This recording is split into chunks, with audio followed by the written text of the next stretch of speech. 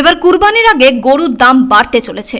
বিহার, ঝাড়খণ্ড, মেদিনীপুর, পুরুলিয়া, বাঁকুড়া থেকে গরু আসা বন্ধ হওয়ায় বেড়েছে আতঙ্ক। বহু জায়গায় হুমকি দেওয়ার অভিযোগ এসেছে। আবার বহু জায়গায় দেখা গেছে হিন্দুত্ববাদী সংগঠনের নেতারা আসরে নেমে মুসলিমদের অভয় দিয়েছেন। তবে আতঙ্ক তৈরি হয়েছে সর্বত্র। এমনকি চাষের গরু কিনতে গিয়েও নাজেহাল হচ্ছেন কৃষকরা। সামনে কুরবানির ঈদ, তা নিয়েও আতঙ্ক তৈরি হয়েছে বহু জায়গায়। উত্তর 24 পরগনার বেলেঘাটায় গরুর হাটে দেখা গেছে এই ছবি।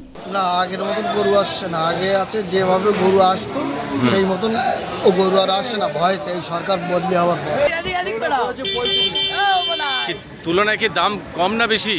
না, ঠিক আছে দাম। দাম ঠিক আছে, 3 মণ ওজন আছে গরুটা। না, পোষার জন্য। রাস্তাঘাটে গরু আনতে দিচ্ছে না। এই যে সরকার এখন জয়ী হয়েছে, এর জন্য মানুষ রাস্তাঘাটে মারধর করছে, আনতে দিচ্ছে না। সেই জন্য এখানে অবস্থা খারাপ, বেচাকেনা সব আমরা নিজেরাই ঘোরাঘুরি করছি। কেউ না। আপনারা কি ব্যবসায়ী? আমরা ব্যবসায়ী।